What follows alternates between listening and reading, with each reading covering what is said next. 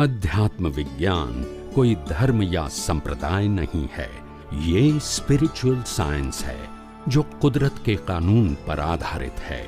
ये विज्ञान पूरे ब्रह्मांड के सभी रहस्यों को उजागर करता है और जीवन के सभी पहलुओं को समझने के लिए एक नई दृष्टि देता है।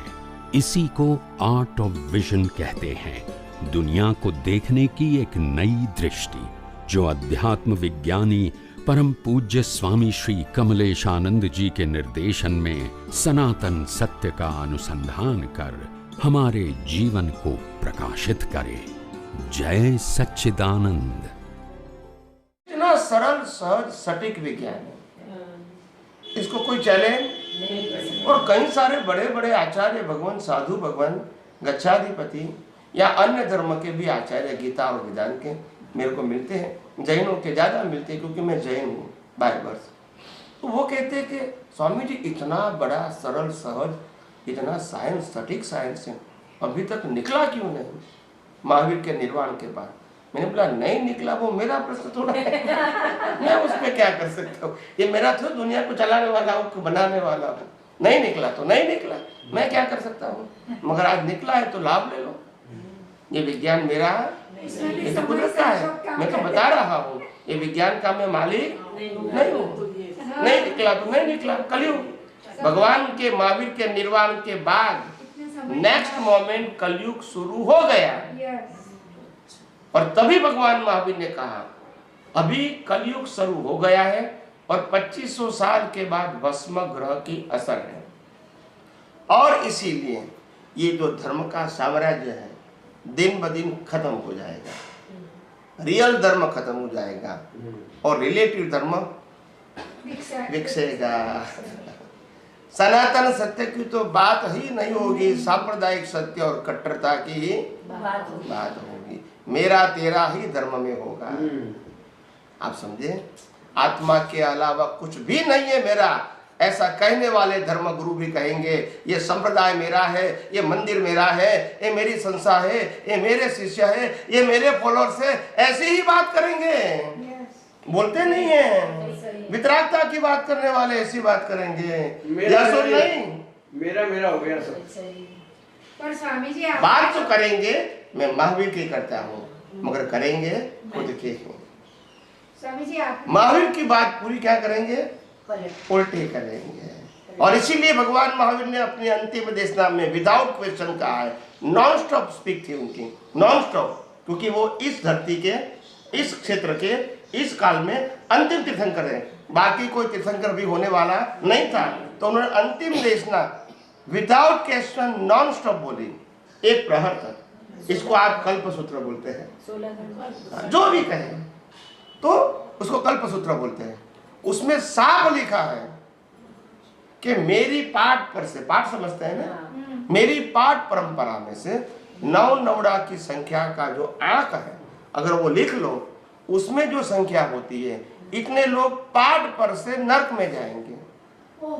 पाठ पर से, क्योंकि मैं जो कहता हूं उसका बिल्कुल उल्टा कहेंगे और नाम मेरा देंगे। बोलते नहीं है। अगर वो कहता है कि मैं बोलता हूं मेरी समझ से, तो कोई तक ज्यादा नहीं है, मगर महावीर का नाम बोलते हैं, नहीं समझ में आया, वो उल्टी प्रवृत्ति हो गई। और फिर क्या हुआ, महावीर ने कहा वो मेरा नाम ऐसे नहीं बोलते हैं क्योंकि उनके नाम से मार्ग नहीं चलेगा। बोलते नहीं है, जाए तो जाए कहाँ, बोलते नहीं है। उनका नाम नहीं लेंगे तो फिर मार्ग कैसे चलेगा? आज दादा भगवान का नाम नहीं देंगे तो उसका मार्ग चलेगा, और मैं नहीं देता हूँ। बोलते नहीं है, वो भी चल रहा है, नहीं, मगर उनके लिए ऑप्शन नहीं है। जो मार्ग चलाने उसके लिए ऑप्शन, भले कुछ भी कहेगा अपनी मर्जी से, मगर नाम किसका देना पड़ेगा, तभी आपका मार्ग। यहाँ में किसी का नाम, यही सनातन सत्य है। 24 तीर्थंकर ने भी किसी का नाम नहीं दिया था, खुद का भी नहीं दिया। जो सनातन सत्य बताने वाला है वो किसी का नाम नहीं देते, और नाम देते हैं तो एग्जाम्पल के रूप में देते हैं, उनको प्रोजेक्ट नहीं करते, और उनके लिए जिम्मेदारी भी नहीं डालते। मैंने क्या कहा, मैं जो कुछ भी कहूँगा वो सनातन सत्य कहूँगा, मेरा अनुभव कहूँगा, और वो सनातन सत्य मूल रूप से मेरा नहीं है, अनुभव मेरा है, और इसलिए उसके लिए कोई व्यक्ति जिम्मेदार है वो प्रश्न नहीं रहेगा। आपके थ्रू निकल रहा है, बाहर आ रहा है, और जो लिमिटेड लोग ही हैं जिन तक पहुंच रहा है, तो इसकी खास वजह और ये कब तक रहेगा, कहाँ तक पहुंचेगा? वो कुदरत के हाथ में है। नहीं, कितने लेकिन- लोगों के पास जाएगा मैं कैसे करूँ? नहीं, महावीर लेकिन की ये कैसे- महावीर की पेड़ जितना निष्फल हुई थी, महावीर क्या करेंगे? ये क्यों निकला? लाने का काम उनका नहीं था, देवलोक का था, और लोगों की पुण्य नहीं थे तो नहीं आए, तो हम क्या करेंगे? महावीर भी क्या कर सकते हैं? जो हमारे हाथ में नहीं उसके लिए मैं क्या कर सकता हूँ? इतने सालों बाद महावीर को गए 2500 साल हो गए, 2600 साल। 2600 साल, तो आज ये निकलने की इसके पीछे कोई ना कोई तो रूट भस्म है। ग्रह की असर खत्म हो गई है। हाँ। अभी थोड़े बहुत भी ऐसे ज्ञान निकलेगा जो लोगों को चाहिए। अभी तक जो ज्ञान निकला वो सिर्फ पाप पुण्य और प्रायश्चित का था, जो चारों गति में घूमने के लिए था।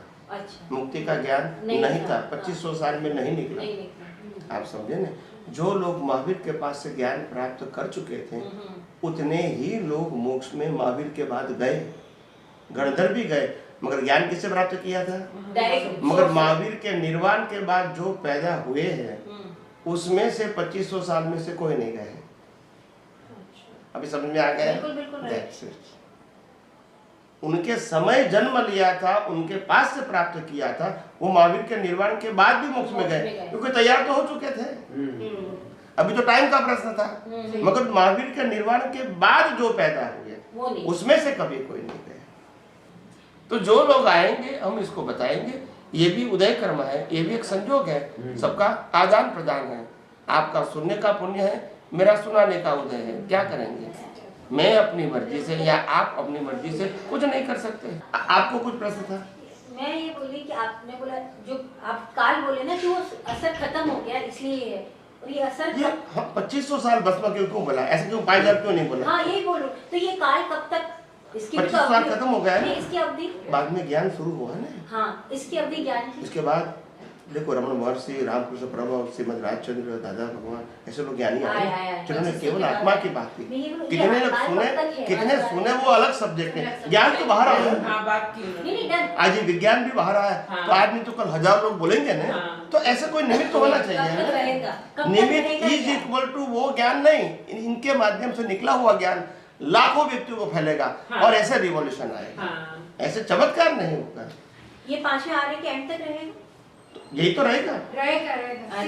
मैंने पहले भी कहा, मैंने पहले भी कहा कि ये विज्ञान 18,000 साल तक रहने वाला है, पंचम आरा के अंत तक। मगर यही विज्ञान के ऊपर लोग पीएचडी करेंगे, किताबें बनाएंगे, सब्जेक्ट बनाएंगे और इसके अंदर डीप में जाएंगे। बस डीप में जाएंगे, थोड़ा और माइंड होता जाएगा, मतलब डीप में जाएंगे, मतलब उसको और गहराई से समझने की कोशिश करेंगे। में तो धर्म खत्म अरे जैसे समझ पड़ेगी ना, अभी वो भी फ्यू पीपल है वो इनको समझ पाएंगे। बाकी के जो पीपल है वो वंक जड़ाए पश्चिमा वाका और वक्र और जड़ी रहेगा, वो इसको नहीं मानेंगे, समझेंगे नहीं, मानेंगे नहीं, इंटरेस्ट भी नहीं, उसकी निंदा करेंगे और इसीलिए वो छठे आरे में जाएंगे जहाँ धर्म भी नहीं रहेगा। क्योंकि सच्चे ज्ञान के विराधना फिर आपको ज्ञान ही प्राप्त नहीं होगा, और इसलिए छठे आरे में ज्ञान नहीं।